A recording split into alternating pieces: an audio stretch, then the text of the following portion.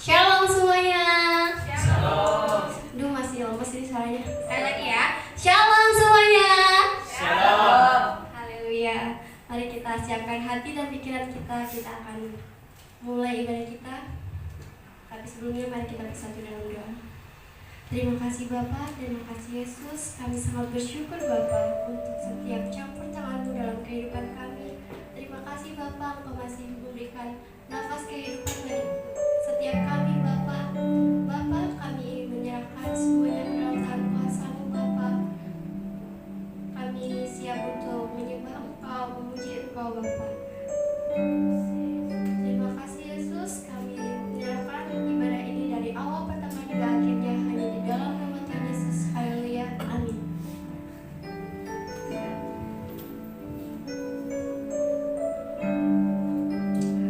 Yesus.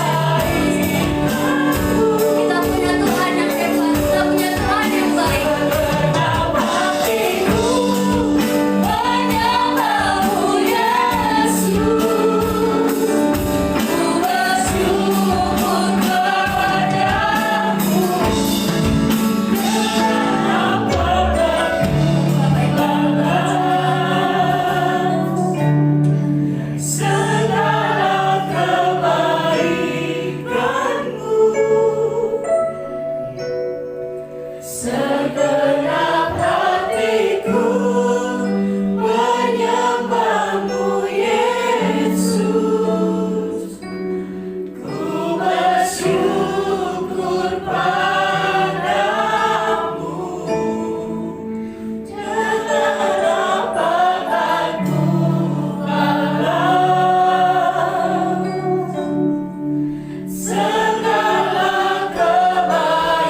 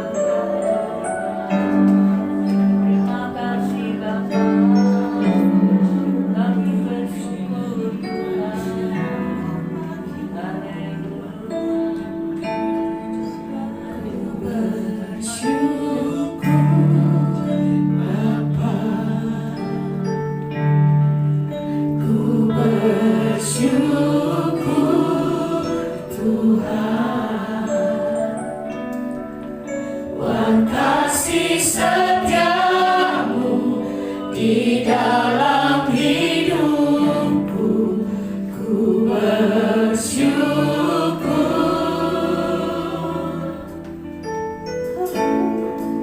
Ku bersyukur Bapa, ku bersyukur Tuhan, buat kasih setiamu di dalam hidupku, ku bersyukur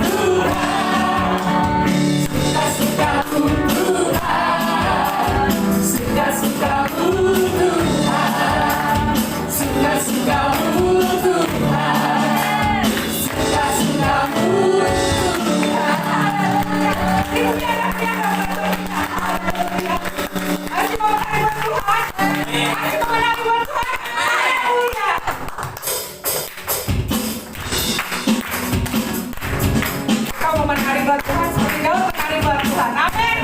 Amin.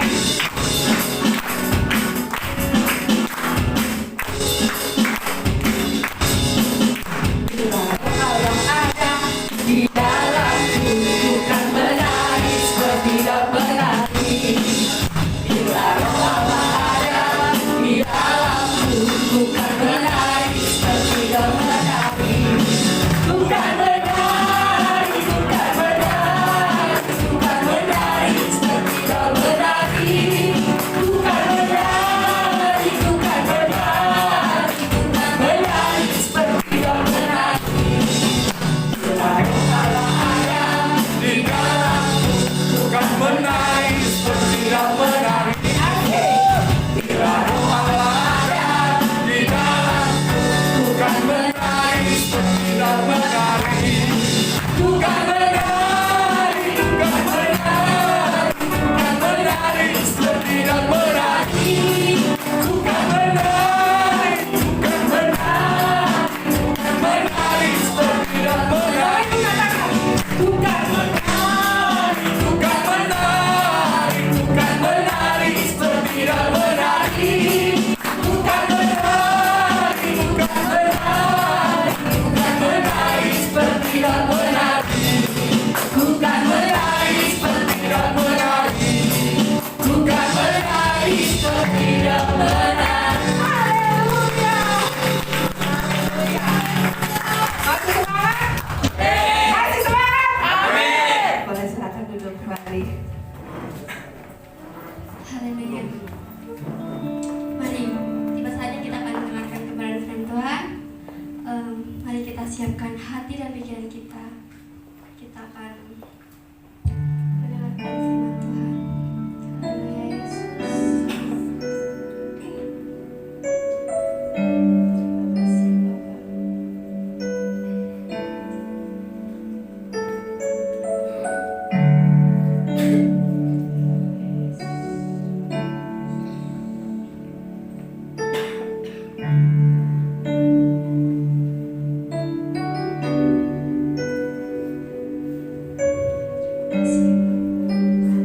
Mari kita angkat pujian kepada Allah.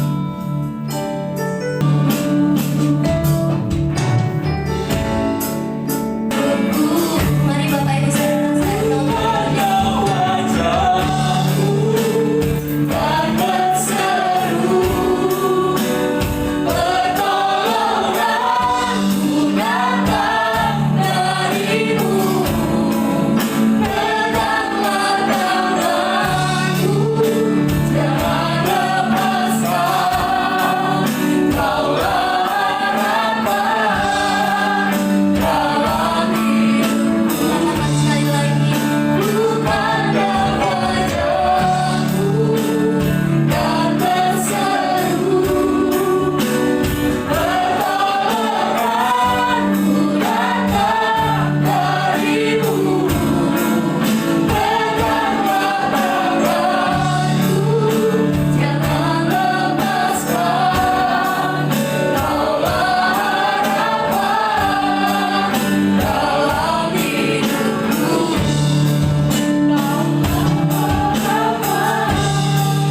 Dalam hidupku, Kaulah harapan dalam Bapak, terima kasih Tuhan untuk setiap anugerah-Mu. Kalau Engkau memberikan kepada kami harapan-harapan yang baik Tuhan, Kau merancangkan pada kami rencana-rencana yang baik bagi kami Tuhan. Kalau kami bisa berdiri hari ini dengan penuh iman, kami berkata masa depan kami penuh pengharapan karena-Mu ya Tuhan. Bapak, kalau kami mau mengerti firman-Mu Tuhan, bicaralah atas setiap kami Tuhan. Bicaralah atas setiap kami pribadi lepas pribadi Tuhan. Biar firman-Mu, biar berkat-Mu Tuhan atas kami. Terpujilah Engkau Allah yang perkasa. Amin.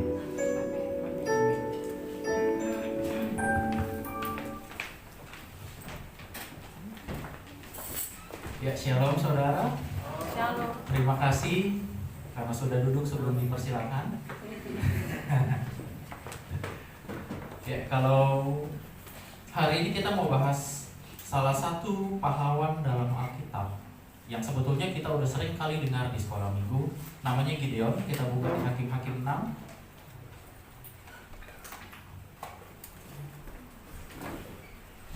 Hakim 6. Mulainya di ayat 11. Tapi sebelum baca firman, kita banyak kali baca di Alkitab kita, Tuhan pilih orang-orang dari generasi ke generasi. Tuhan selalu pilih orang-orang.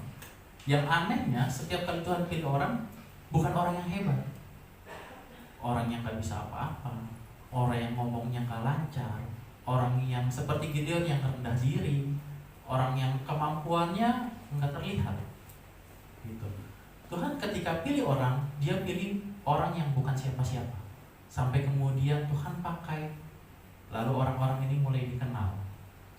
Seperti Musa, orang yang katanya tidak cakap bicara, orang yang rendah diri juga, orang yang tolak panggilan Tuhan berkali-kali. Sampai kemudian sampai hari ini seluruh Timur Tengah menghargai Musa sebagai pahlawan. Bahkan Mesir pun menghargai Musa sebagai pahlawan. Gak ada orang hina Musa di Mesir, gitu. Nah, di Hakim-Hakim 6 ayat 11 kita baca bersama ya. Udah ketemu? Nah, kalau yang belum ketemu di depan ada. Kita baca bersama Hakim-Hakim 6 ayat 11. 2, 3. Kemudian datanglah malaikat Tuhan dan duduk di bawah pohon terbantin di Ofra, kepunyaan Yoas, orang Abiezer itu. Sedang Gideon, anaknya, mengirik gandum dalam tempat pemerasan anggur agar tersembunyi bagi orang Midian.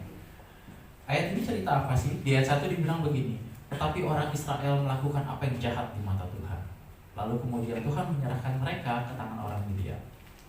Lalu sampai ke ayat 11 bilang, ada malaikat Tuhan, dia duduk di bawah pohon terbantin di Ofra. Sedang Gideon lagi ngirik gandum di dalam tempat pemerasan anggur. Tempat pemerasan anggur itu ada di bawah tanah. Dia akan gali lubang ke bawah tanah, turun lalu diperas anggur di sana. Sementara tempat untuk mengirik gandum itu harusnya ada di atas, di area yang tinggi, perbukitan misalnya. Kenapa? Karena di tempat pengirikan gandum seperti padi, habis dikupas kulitnya, dia butuh angin supaya waktu dilempar ke atas, kulit dari gandumnya terbang ke bawah angin, sekamnya terbang, jadi sisa gandum yang untuk dimakan gitu. Jadi Gideon ada di tempat yang sebetulnya nggak sesuai untuk pekerjaannya. Di bawah sana nggak ada angin udah pasti, karena di bawah tanah nggak ada angin tertiup. Sekam dan gandumnya akan tetap tercampur, sekalipun mungkin kayak beras yang dilempar-lempar di atas tampah ya kalau di sini. Tapi kan nggak semuanya yang akhirnya bisa tertiup, sekamnya akan tetap bertebaran di sana. Kadang-kadang kita juga gini, diutus ke tempat yang kayaknya bukan tempat saya deh di sini, iya nggak sih? Kadang ada yang sekolahnya di kejuruan, tapi kerjanya di bengkel, nggak sesuai ini sama kemampuan saya. Ada yang hobinya main musik, tapi kerjanya ternyata nggak ngeband juga gitu. Kita diutus ke tempat-tempat yang kadang-kadang kita nggak kenal. Kita berencana untuk jalan ke suatu tempat, terus nyasar sampai ke tempat yang kita nggak kenal gitu. Nah, ketika Tuhan pilih orang-orang yang untuk dia pakai, sebetulnya kalau saya cari sebagai pengusaha, saya mau cari orang, tentunya saya nggak akan pilih orang yang rendah diri. Waktu interview kerja kita akan ditanya gini, bukan apa kekurangan kamu, tapi apa kelebihan kamu. Karena perusahaan perlu tahu, siapa yang mempekerjakan kita perlu tahu kita lebihnya di bidang apa. Perlu tahu juga apa kita terlalu percaya diri atau enggak. Mana sih yang lebih berpengharapan, orang yang terlalu percaya diri atau orang yang rendah dirinya? Kenapa Tuhan harus pilih orang yang rendah dirinya, bukan orang yang terlalu pede gitu? Kenapa Tuhan selalu pilih orang-orang yang bukan siapa-siapa, orang-orang yang gak dikenal? Secara sederhana, dari kecil kita selalu dikasih tahu gini, Tuhan pilih orang yang bukan siapa-siapa supaya dunia tahu bahwa yang bukan siapa-siapa ini menjadi siapa-siapa bukan karena dia, karena ada pemakaian Tuhan, karena ada penyertaan Tuhan dalam hidup setiap kita. Amin. Jadi di ayat 6 bilang gini, malaikat Tuhan duduk, sedang Gideon lagi mengerjakan gandumnya di tempat pemerasan anggur. Dia nggak tahu ada malaikat Tuhan yang duduk di sana. Sampai kemudian malaikat Tuhan berkata di ayat 12, menampakkan diri dan kepadanya berfirman, Tuhan menyertai engkau, ya pahlawan yang gagah berani. Pahlawan yang gagah berani. Ini adalah bisa jadi ungkap penyemangat, bisa jadi ungkapan sindiran. Karena nggak ada pahlawan gagah berani yang lagi kerja sembunyi-sembunyi.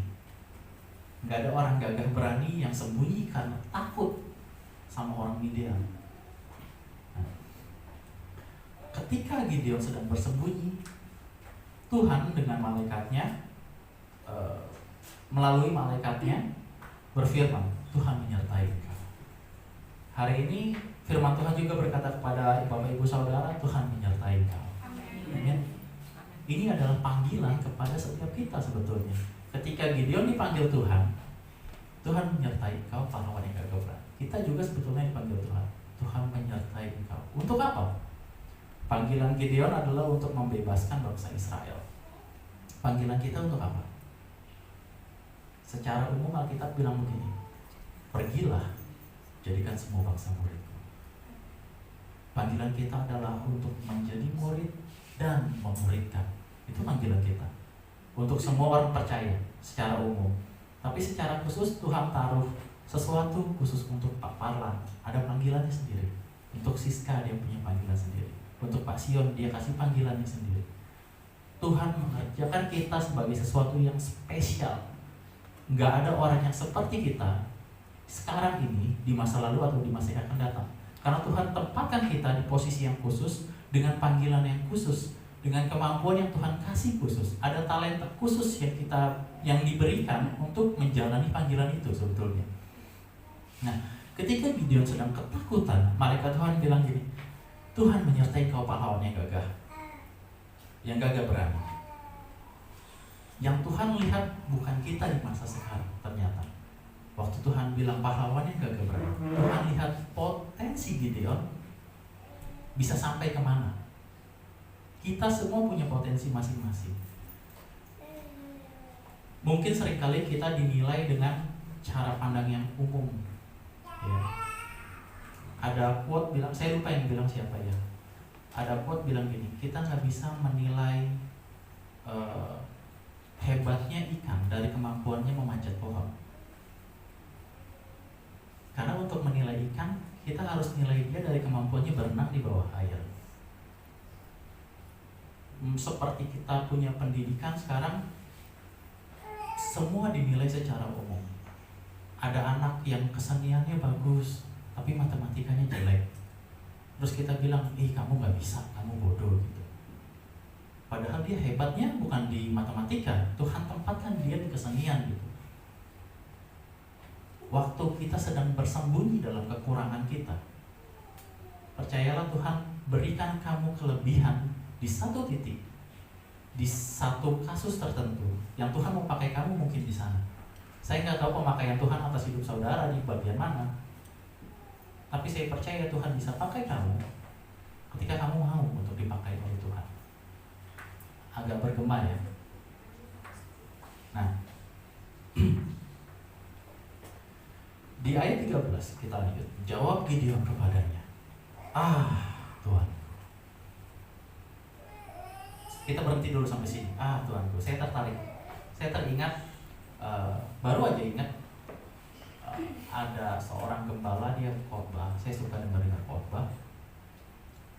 Dia bilang gini, seharusnya kita sebagai orang percaya nggak bilang di setiap keadaan.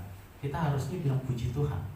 Contohnya begini, habis makan kenyang gitu. Biasa kan duduk ya, terus senderan, terus bilang apa?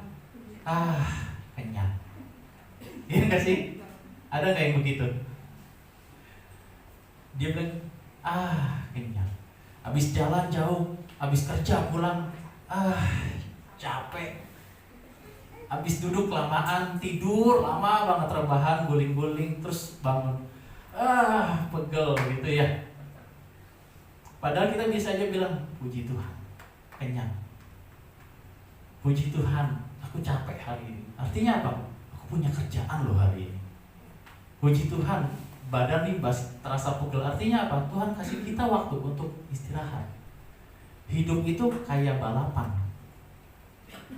Kita harus kerja terus, kebut terus. Tapi ada kalanya kita harus masuk ke yang namanya pit stop. Kita berhenti untuk ganti ban, untuk isi bensin. Ada istirahat. Makanya Tuhan bilang gini, ingat dan kuduskanlah hari Sabat. Kenapa? Apa itu untuk Tuhan? Enggak juga. Tuhan tahu kamu perlu kerja untuk penghidupanmu, tapi Tuhan mengerti. Ingat, kuduskan hari Sabat, istirahat, masuk pit stop, masuk dalam perhentian Tuhan. Buat kamu, istirahat. Dalam setiap keadaan, bahkan dalam perintah-perintah Tuhan, Alkitab menyatakan bahwa kalau kita mengerti, Alkitab menyatakan bahwa perintahnya itu sebetulnya bukan untuk dia, untuk kita, untuk kamu dan saya. Perintah Tuhan adalah baik untuk kita. Balik, jawab dia kepadanya, Tuanku, jika Tuhan menyertai kami, mengapa semuanya ini menimpa kami? Di manakah segala perbuatan-perbuatan ajaib yang diceritakan oleh nenek moyang kami kepada kami, ketika mereka berkata, bukankah Tuhan telah menuntun kita keluar dari Mesir, tetapi sekarang Tuhan membuang kami dan menyerahkan kami ke dalam cengkraman orang Midian. Ada sebuah kisah gini, mungkin saudara pernah nonton ya, ada video pendeta lagi cukur rambut. Ada yang pernah nonton?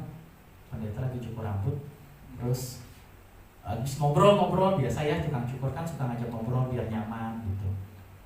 Ngobrol-ngobrol, begitu mau selesai tukang cukurnya bilang gini, Tuhan itu nggak ada. Ya, Tuhan itu nggak ada. Si pendetanya tampak kaget, terus, kenapa kamu bilang begitu?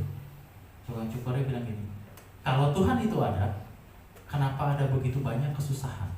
Kenapa ada begitu banyak perang? Kenapa begitu banyak kesulitan, kemiskinan, kesakitan, penderitaan di dunia ini?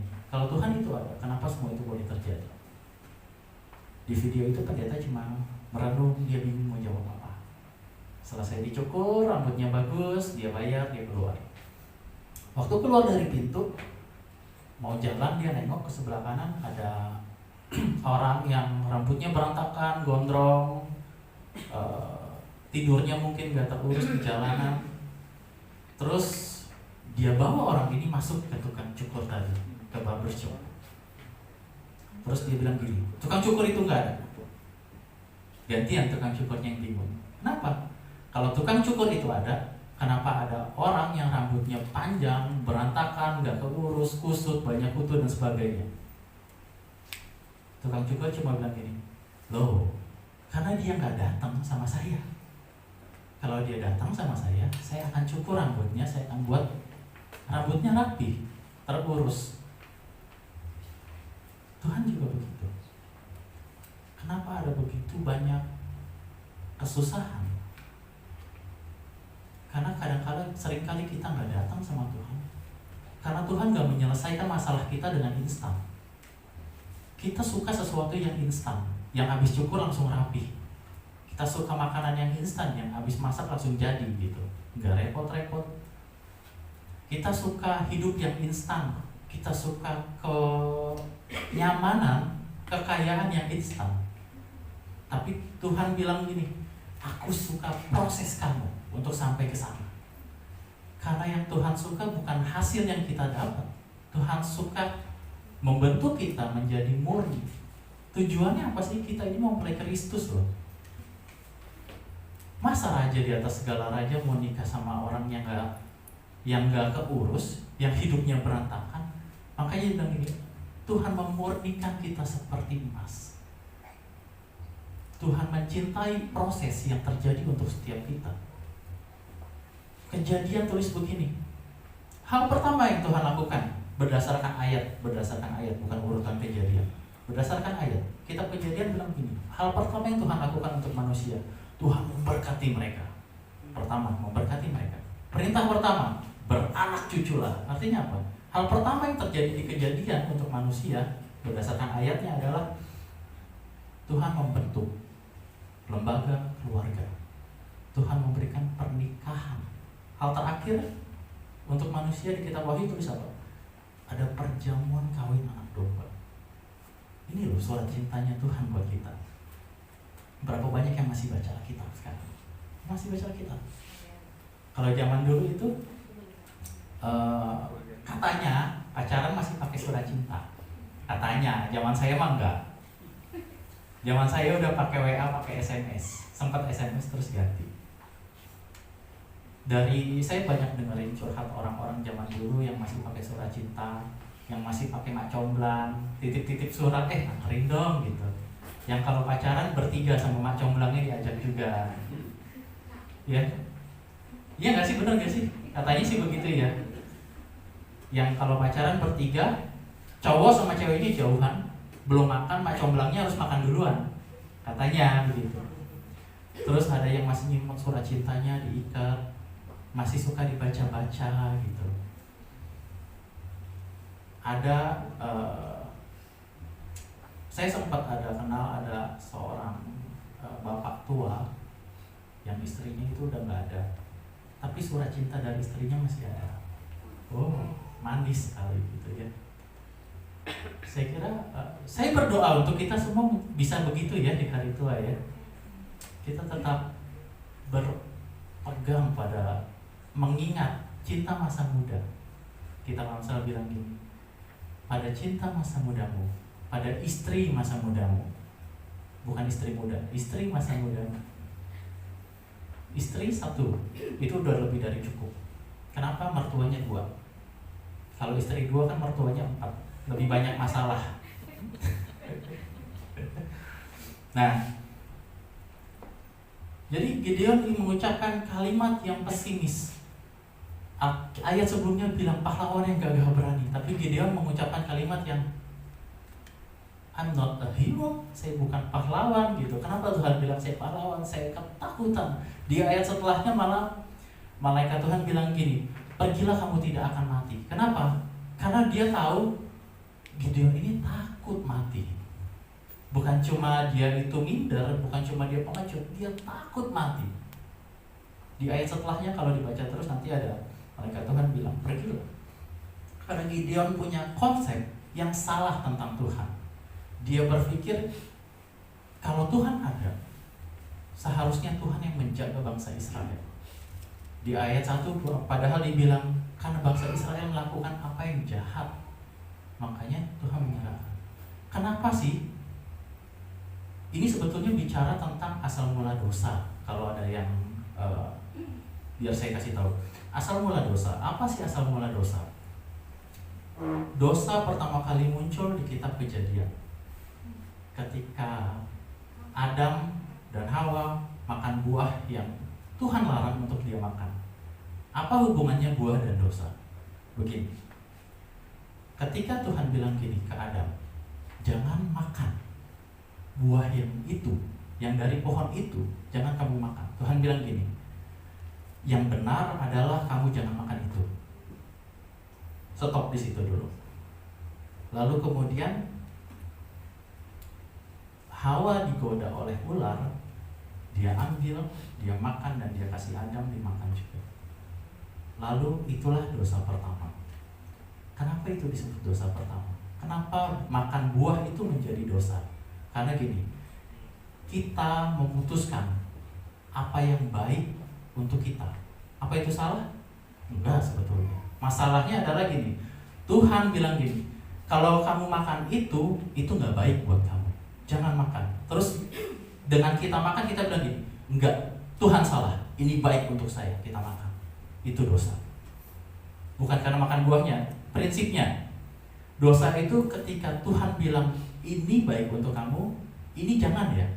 terus kita bilang, enggak, ini baik untuk saya. Secara nggak langsung kita bilang gini, Tuhan salah, saya benar. Itu asal mula dosa. Bukan dimakan buahnya, tapi ketika kita nggak berniat bilang Tuhan salah, kita cuma penasaran mau coba aja. Dengan cara itu kita menghina Tuhan. Dia bilang gini, Tuhan salah, asal mula dosa. Nah di ayat 1 kembali bilang gini, Israel melakukan yang jahat di mata Tuhan. Tuhan bilang, lakukan yang ini, aku kasih kamu perintah dari nenek moyang sampai sekarang, perintahnya tetap sama, lakukan ini. Bangsa Israel melakukan yang lain. Dia bilang, Tuhan salah, itu bukan perintah yang baik. Dia melakukan kebenarannya sendiri, dan itu jahat di mata Tuhan. Saya memahami dari Alkitab bahwa neraka itu gak diciptakan karena Tuhan benci sama orang. Neraka diciptakan karena ada orang yang tidak ingin bersama Tuhan. Lalu dengan cinta Tuhan, dengan kasihnya dia bilang gini, kamu gak suka sama saya, kamu gak suka bersama saya, kamu gak mau jalan sama saya kasih tempat khusus buat kamu. Yang di tempat itu kamu akan terpisah dari saya. Itu neraka. Neraka bukan tempat yang, buat saya neraka bukan tempat yang dipahami sebagai penyiksaan, tapi keterpisahan dari Allah itu sendiri adalah sebuah neraka. Seperti kita memilih apa yang baik untuk kita, padahal Tuhan nggak bilang begitu. Seperti itu juga Tuhan memisahkan diri. Ini baik untuk kamu, menurut kamu saya kasih, karena saya sayang sama kamu. Kamu nggak suka saya, daripada kamu tersiksa, saya kasih tempat khusus. Kita sendiri yang memilih. Kita suka nggak sih sama peraturan Tuhan? Kita suka nggak sih jalan sama Tuhan? Sesuatu yang esensi itu nggak pernah mudah. Sesuatu yang penting itu nggak pernah kita bisa dapat dengan instan. Karakter yang baik itu dibentuk bertahun-tahun. Ketemu orang yang ngeselin bertahun-tahun baru kita jadi sabar, ya nggak? Ketemu orang yang kita baik sama dia, dia berkhianat, terus kita jadi pemurah, pemaaf. Ketemu lagi, kita jadi makin pemaaf. Ketemu lagi, kita lebih maaf lagi. Kita dibentuk dalam waktu yang lama. Sesuatu yang esensi itu nggak pernah mudah. Contohnya gembala kita, dia banyak sekali kesaksian. Kalau kita udah hadir cukup lama di sini dan selalu datang ya, selalu dengar, dia banyak kali kesaksian tentang apa yang dia lakukan, apa yang Tuhan perbuat di hidupnya, bagaimana dia berusaha berjalan dalam panggilan Tuhan. Panggilan Tuhan itu nggak mudah, apalagi untuk memimpin sebuah komunitas sel yang kecil, apalagi komunitas gereja yang lingkupnya lebih besar. Itu nggak mudah. Kenapa sih pelayanan komunitas itu sulit? Saya cari tahu kenapa sulit. Karena pertama, pelayanan ini sifatnya jangka panjang. Dimulai sekarang, selesainya nggak tahu kapan. Tuhan bisa pakai saya di sini mungkin 10 tahun, tapi Tuhan bisa aja tetap pakai saya meskipun bukan di sini seumur hidup saya. Tuhan bisa pakai Bu Yanti dari rambutnya hitam sampai sekarang rambutnya putih semua. Dari masih iseng cat-cat hitam terus sampai sekarang cat hitamnya jadi putih juga. Karena durasinya panjang. Yang kedua, karena melibatkan banyak sekali orang. Memimpin orang itu lebih susah daripada menyelesaikan pekerjaan. Karena tiap orang punya gundulnya sendiri, punya pikirannya sendiri, punya apa yang baik buat dia sendiri.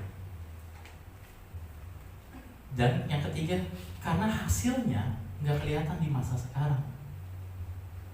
Kalau hari ini gereja bilang baca Alkitab, hasilnya nggak kelihatan. Baca Alkitab kamu ngerti nggak ngerti, hasilnya nggak kelihatan sekarang. Kapan kelihatannya? Daud dekat banget sama Tuhan. Kapan hasilnya kelihatan? Waktu dia menggembala kambing domba? Enggak. Waktu dia perang dan menang? Enggak. Waktu dia jadi raja? Enggak.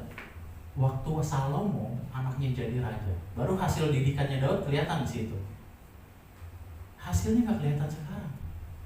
Mungkin kamu nggak tahu hasilnya apa dari pembacaan Alkitab, mungkin kamu nggak tahu hasilnya apa dari arahan gembala. Tapi nanti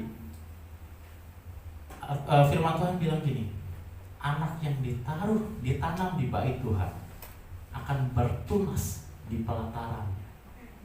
Kapan bertunasnya? Masa depan, di masa yang kita nggak tahu.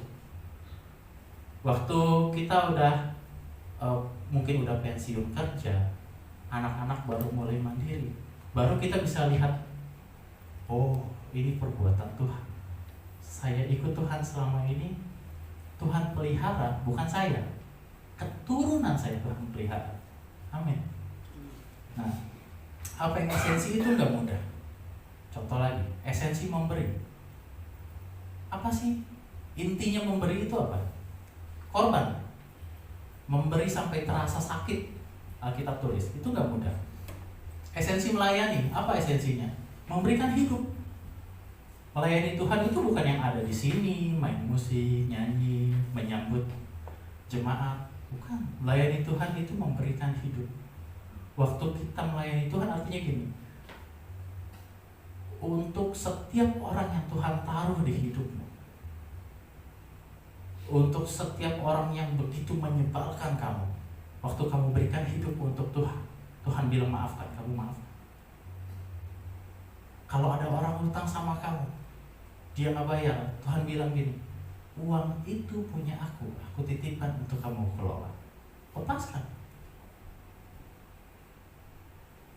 Gak enak kalau udah ngomongin duit hilang kan? Ya, gak enak. Kalau cuma apa ya, kadang kita melakukan hal yang baik pun jadi salah di mata orang. Dalam pelayanan seringkali itu terjadi. Dan Tuhan bilang gini, untuk kemuliaanku, kamu ampuni dia.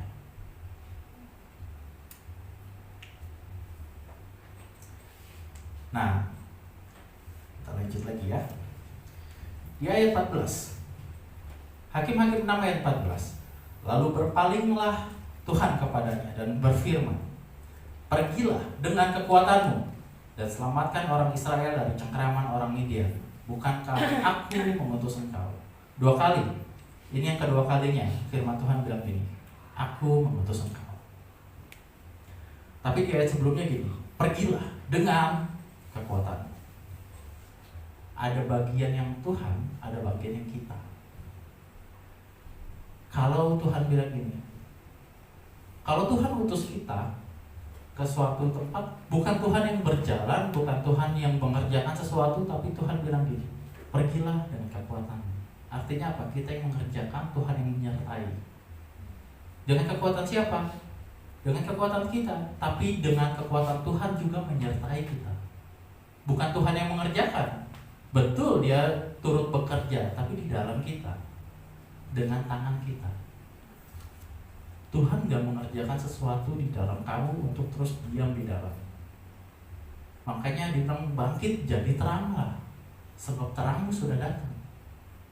Kita perlu mengerjakan sesuatu dengan tangan kita, dengan kaki kita, dengan apa yang kita punya, dengan apa yang Tuhan beri. Pergilah dengan kekuatanmu dan selamatkanlah orang Israel dari cengkraman orang Midian. Meskipun kamu takut, meskipun kamu minder, meskipun kamu khawatir, pergi dengan kekuatanmu. Ayat 15, tetapi jawabnya kepadanya, masih Tuhanku, dengan apakah akan kuselamatkan orang Israel?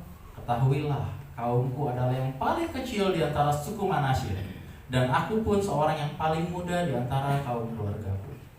Ada 2 respon Gideon dengan panggilan Tuhan. Kita mau belajar dari respon Gideon ini. Yang pertama, dia merasa kecil dan gak mampu. Di ayat 15, Gideon merasa minder. Respon Gideon yang pertama. Minder itu kalau saya pelajari adalah bentuk dari kesombongan. Tapi orang sombong itu atas kelebihannya, minder itu karena kekurangannya. Minder itu sombong yang tertahan oleh ketidakmampuan. Dia misalnya, Andreas minggu depan singgah ya. Suara dia bagus, suara saya enggak. Minder itu adalah sombong yang tertahan karena ketidakmampuan. Kalau saya suaranya lebih bagus, jadinya apa? Sombong. karena suara saya nggak lebih bagus jadinya minder. Tapi sebetulnya minder dan sombong itu sama-sama nggak bagus. Kitab Yesaya, Yeremia bilang gini, utus aku Tuhan.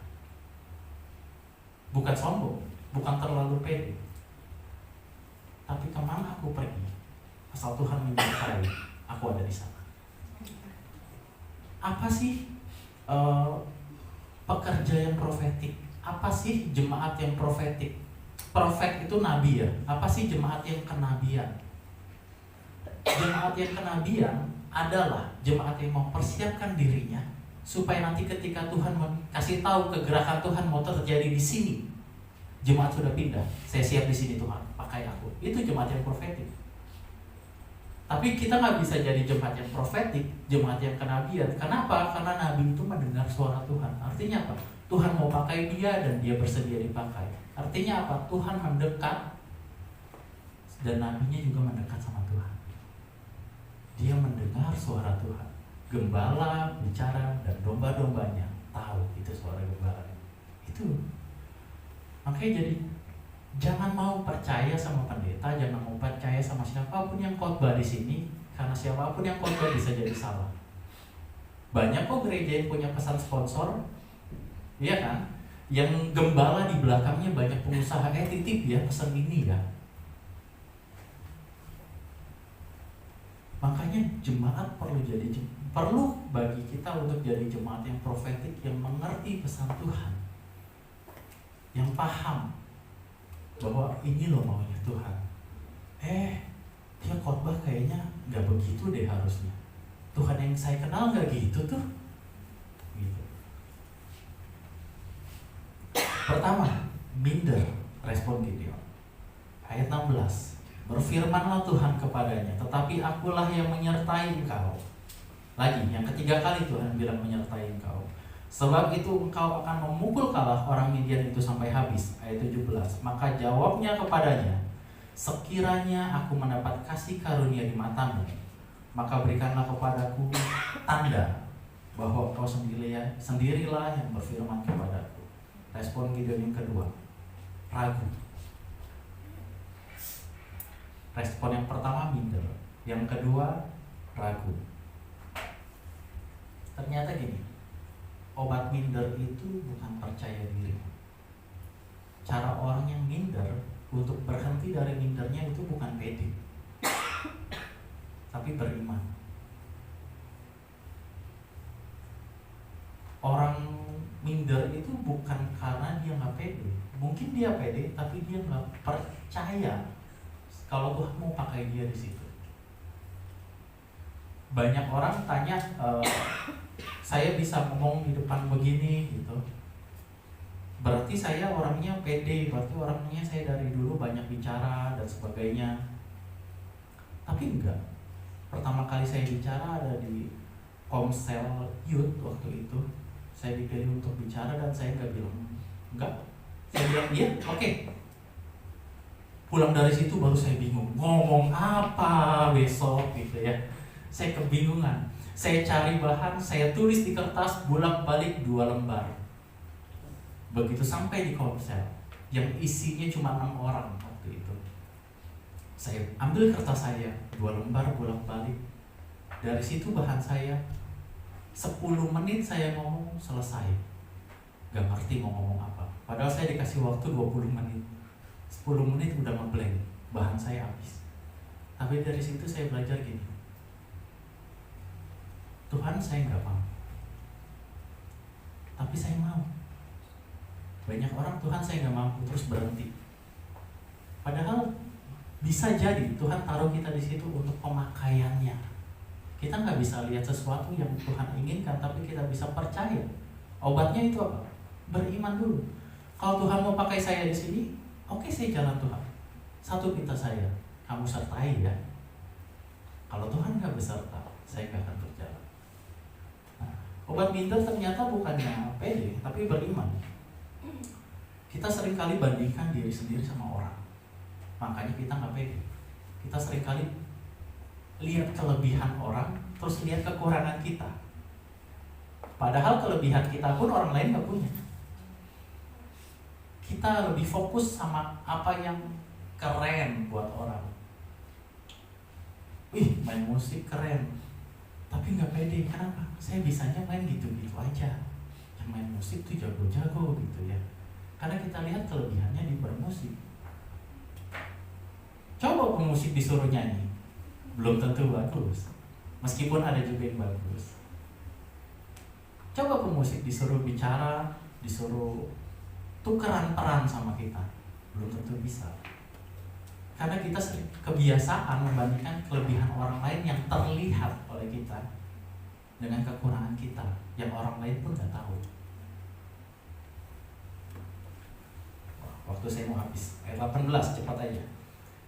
Janganlah kiranya pergi dari sini sampai aku datang kepadamu membawa persembahanku dan meletakkannya di hadapanmu. Firman-Nya, aku akan tinggal sampai engkau kembali. 3 kali Tuhan bilang kalau dia menyertai. Tapi apa respon Gideon? Taat? Enggak. Respon Gideon gini, Tuhan, kalau engkau bilang menyertai, udah 3 kali ngomong, kalau engkau benar menyertai, kasih aku tanda. Tuhan yang ngomong kita masih ragu. Itu di masa dulu. Di zaman sekarang sama. Begitu Tuhan bilang gini, kamu pergi ke sana, kasih tahu Tuhan menyertai. Kita ragu. Ragunya apa? Benar nggak ya Tuhan yang suruh? Benar nggak ya Tuhan suruh saya ya? Benar nggak ya caranya begini ya? Kita punya banyak keraguan. Kenapa?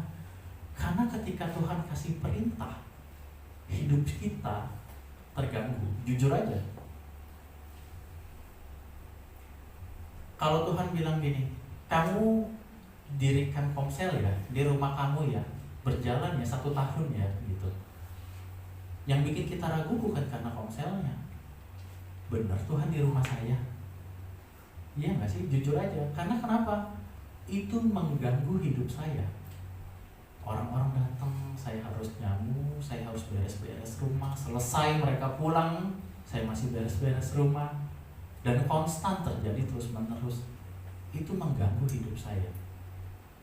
Nah, ada kepentingan kita yang bertabrakan dengan kepentingan Tuhan. Kalau memang Tuhan yang suruh, seringkali sih enggak. Seringkali orang aja yang membuat-buat. Tapi kalau memang Tuhan yang suruh, seringkali kita bertabrakan kepentingan sama Tuhan karena panggilan Tuhan itu mengganggu saya. Makanya untuk taat itu kita seringkali ragu, benar gak ya Tuhan? Kalau sampai enggak, saya udah berkorban ini itu loh. Kalau sampai enggak, hidup saya berubah loh Tuhan. Gitu. Gampang sekali kita bilang, kenapa sih Gideon ragu-ragu? Padahal kita juga sama. Kita komplain sama panggilan Tuhan. Kita komplain sama apa yang Tuhan kasih. Kita komplain sama pembentukan Tuhan untuk karakter kita. Terakhir, 1 Korintus 1 ayat 27. 1 Korintus 1 ayat 27.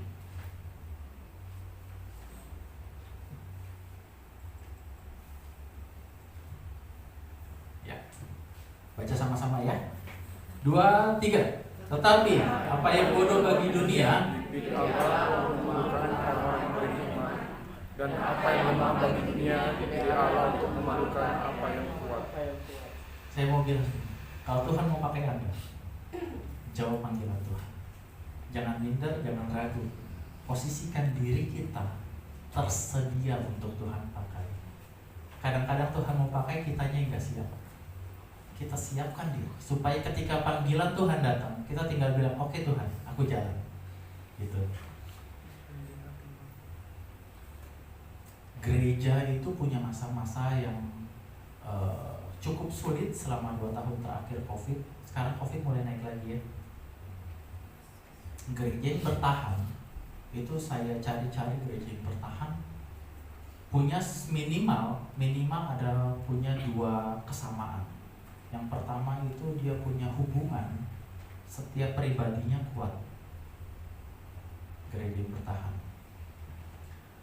Artinya apa? Gereja tersedia untuk kepentingan jemaatnya. Selama 2 tahun terakhir banyak kali jemaat yang mengalami kesulitan, bukan dalam pribadinya tapi dalam hal kerohaniannya. Kenapa? Karena gereja nggak tersedia untuk jemaatnya. Iya, setelah 2 tahun jemaat datang lagi. Mungkin ada gereja yang jemaatnya tetap ramai lagi atau malah tambah ramai. Tapi selama 2 tahun ini apakah gereja memperhatikan jemaat? Nah, bagaimana iman jemaat dikuatkan? Kenapa sih gereja ada yang bertumbuh, ada yang enggak selama pandemi? Selesai pandemi ada yang makin banyak, ada yang makin sedikit. Karena sederhananya adalah jemaat nggak merasa ada perbedaan. Kamu bergereja atau enggak? Saya ngomong sekarang untuk gereja. Kalau gereja nggak membuat perbedaan bagi jemaat, ke gereja atau enggak ada bedanya, nggak ada orang yang cariin tuh. Toh saya di rumah sakit 2 minggu gereja nggak peduli tuh. Biasanya gereja nggak akan bertahan. Puji Tuhan gereja kita masih bertahan. Artinya tim yang memperhatikan jemaat cukup baik. Kunjungan-kunjungan masih berjalan dengan baik. Nah, itu pertama. Yang kedua adalah melakukan duplikasi. Munculnya pemimpin-pemimpin yang baru. Tim musik punya pemimpin. Ada regenerasi, WL, pemusik, pengkhotbah. Saya lihat guru-guru sekolah minggu mulai khotbah di youth. Saya dengar programnya anak-anak youth di tahun depan akan mulai berkhotbah di youth. Saya mau lihat nanti ada Andreas yang mulai khotbah di youth. Ada Delvin yang mulai khotbah di youth. Lalu belajar masuk ke rumah doa. Saya pengen lihat loh anak-anak bapak ibu yang remaja berdiri di sini, kasih tahu firman Tuhan, ngasih tahu apa yang Tuhan mau di tempat ini. Firman Tuhan bilang gini, teruna-terunamu, anak-anakmu, laki-laki perempuan akan menjadi seperti anak panah di tangan pahlawan. Yang mereka ucapkan akan tertancap tepat seperti yang Tuhan mau. Amin. Kita mau tutup. Khotbahnya mungkin sampai di sini. Tapi terakhir saya mau bilang gini. Bapak Ibu Saudara, pakai anak-anakmu seturut kehendak Tuhan. Saya tinggal di keluarga yang gayanya seperti keluarga zaman dulu lah ya, yang tapi nggak parah sih. Ada orang tua yang anaknya diminta untuk lakukan ini dan itu yang bukan passionnya. Yang anaknya tuh nggak suka di situ, yang kemampuannya nggak suka di situ, tapi demi orang tuanya melakukan sesuatu yang akhirnya toh nggak berjalan juga gitu. Keluarga saya syukurnya nggak begitu. Tapi saya mau bilang gini, yuk kita dukung anak-anak kita. Ya. Kalau anakmu suka di musik, bawa ke sini. Kita belajar sama-sama, dekatkan dia sama Tuhan. Saya percaya dalam pimpinan Tuhan, segala sesuatu yang baik, rencana-rencana Tuhan itu akan terjadi. Karena ketika Tuhan menyediakan rencana yang indah, Tuhan juga menyediakan jalan yang berbatu. Tapi Tuhan di sana. Kita tutup mata, kita doa.